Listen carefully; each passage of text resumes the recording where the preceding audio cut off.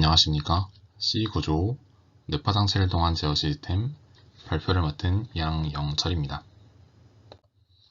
발표 순서는 프로젝트 개요, 내용, 결론, 부록 순으로 진행하겠습니다. 프로젝트 개요입니다. 장애 등으로 인해 의사소통이 불편해진 사람들은 스마트폰 어플 등을 통해 보안 대체 의사소통을 사용할 수 있지만 그 대부분이 화면 터치를 통해 조작하기 때문에 접근성 측면에서 문제가 있을 수 있습니다. 따라서 저희는 이러한 접근성의 문제를 해결하고자 뇌파를 이용한 문자 입력 시스템을 개발하는 것을 목표로 하게 되었습니다. 전체 시스템 구조입니다. 저희는 밴드형 뇌파 센서를 통해 뇌파를 측정하고 회로를 통해 증폭된 신호를 ADC 모듈로 샘플링하여 라즈베리파이로 전달하도록 구성하였습니다. 전달된 신호들을 로지스틱 회기, MLP 등의 머신러닝 모델로 학습시키고 실시간으로 신호를 감지하여 임베디드 시스템에서 제어를 진행합니다. 왼쪽은 뇌파 전극을 통해 측정되는 신호의 파형 예시입니다. 눈 깜빡임에 따른 신호의 변동을 확인할 수 있습니다. 이와 같은 신호를 바탕으로 오른쪽과 같은 인터페이스에서 제어를 진행합니다. 오른쪽과 같은 인터페이스에서 눈 깜빡임 신호가 2번 입력되면 이동을 하고 3번 입력되면 확정을 하게 되는 방식입니다. 예를 들어 P를 입력하기 위해서는 처음에 A 위치에서 시작하여 신호를 2번씩 3번 입력하여 D 위치로 이동합니다. D에서 3번의 눈 깜빡임을 입력하여 열을 확정을 하게 되고 다시 신호를 2번씩 2번 입력하여 P 위치로 이동 후 3번 입력으로 확정을 하게 되면 P 문자가 버퍼에 입력되는 방식입니다. 다음은 신호 증폭 및 필터 회로입니다. 1학기 중간 제작했던 회로에 비해 증폭률을 증가시켜 뇌파 신호를 포착하는 데 성공하였습니다. 또한 커플링 캐패시터와 필터를 추가하여 노이즈 제거 성능을 개선했었습니다. 이전 기말 발표에서 하드웨어 관련 차별화에 관하여 피드백을 주셨습니다. 당시에는 30Hz 뇌파 신호를 사용할 수 있게끔 회로 개선을 이야기 드렸습니다.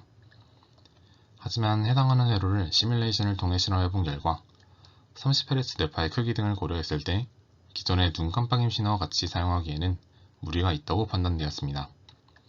이를 담당 교수님과 면담해본 결과 30Hz 뇌파 신호를 사용하기보다는 눈 깜빡임 신호에 집중하여 회로를 개선하는 방향으로 진행하게 되었습니다.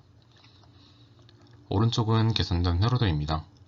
기말 발표 회로에 비해서 필터 차수와 OPM표 개수를 줄이는 등 복잡도를 줄이고 전력 사용을 줄였습니다. 또한 수동 노치 필터를 추가하여 이전 팀 대비 60Hz 노이즈에 덜 영향을 받게끔 구성을 하였습니다.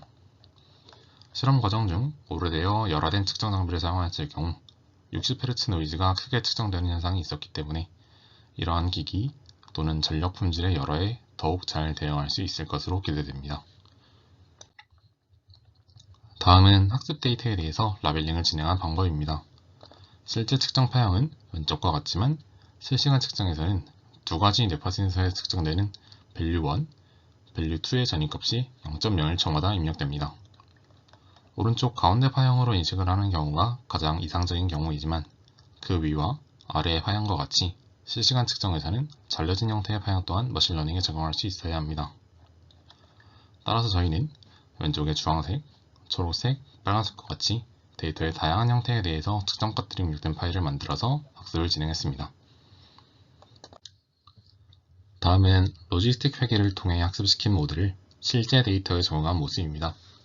왼쪽은 실제 측정된 파형의 모습입니다. 실시간으로 측정되는 데이터에 대해 슬라이딩 윈도우를 적용하여 학습에서 사용한 40개의 데이터와 동일한 크기의 데이터를 비교하였고 어떠한 방식으로 라벨링이 되는지 보여주는 영상입니다. 주황색 박스 안의 값을 대상으로 모델을 적용한 결과가 오른쪽 끝에 색깔로 표현됩니다. 다음은 시도해보았던 머신러닝 모델들의 정확도입니다.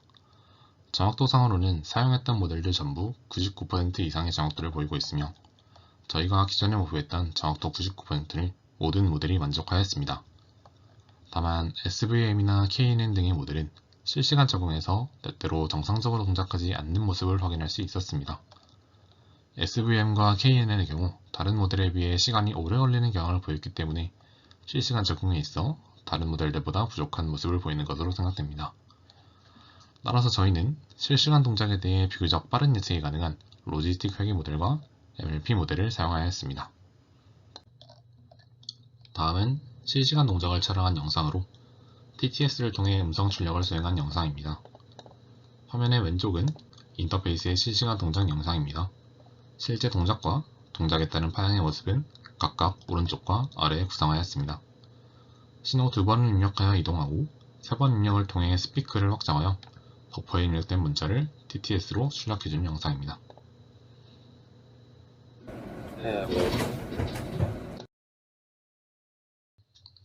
다음은 눈 깜빡임을 이용한 전구 제어 영상입니다. 제어 인터페이스의 온오프 입력에 따른 전구 제어를 구현하였습니다.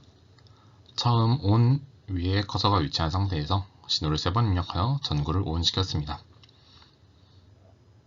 이후 신호를 2번 입력하여 커서를 오프로 이동시키고 다시 신호를 3번 입력하여 전구가 오프되는 모습을 확인할 수 있습니다.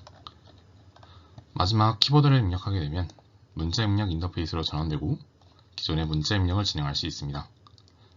영상에서는 맨 밑에 엔드키를 입력하여 제어를 종료하는 모습을 확인할 수 있습니다.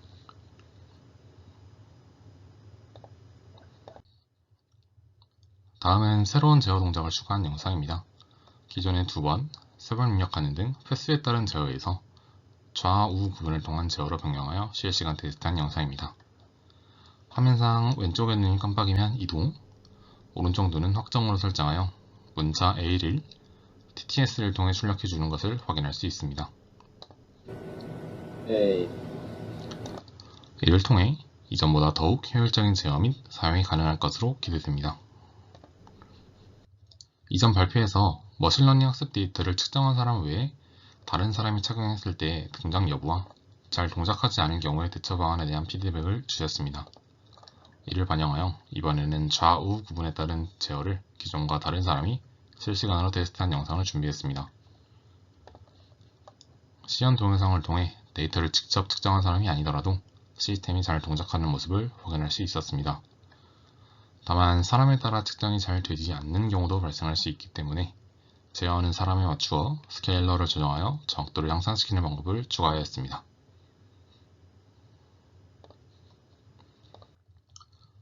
전체적인 구조입니다. 앞서 소개해드렸던 아날로그 회로를 브레드보드에서 기판으로 옮겨 납땜을 진행하였고 배터리 모듈을 연결하여 자체적으로 전원을 공급하도록 만들었습니다. 오른쪽은 전체적인 구성 사진입니다. 뇌파 센서에서 측정되는 신호가 회로를 거쳐 라즈베리 파이에 전달되고 모니터에서 인터페이스가 출력됩니다.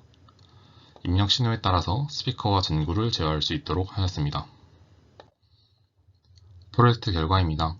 60Hz 노이즈 제거 성능을 계산하여 전력, 기기 품질 열화에 따른 영향이 비교적 적기 때문에 활용이 유리할 것으로 생각됩니다.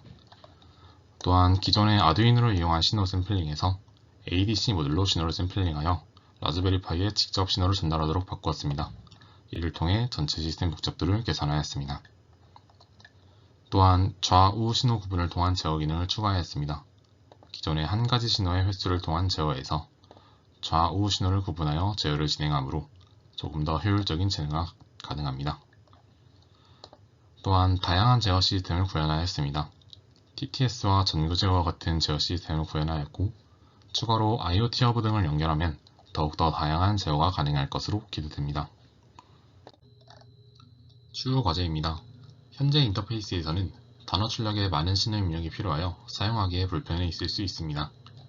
이를 문자 사용 빈도에 따른 인터페이스의 배치 변화 또는 단어나 문장의 자동 완성 기능을 추가하는 방식을 통해 조금 더 효율적인 인터페이스를 구성할 예정입니다. 이상입니다. 감사합니다.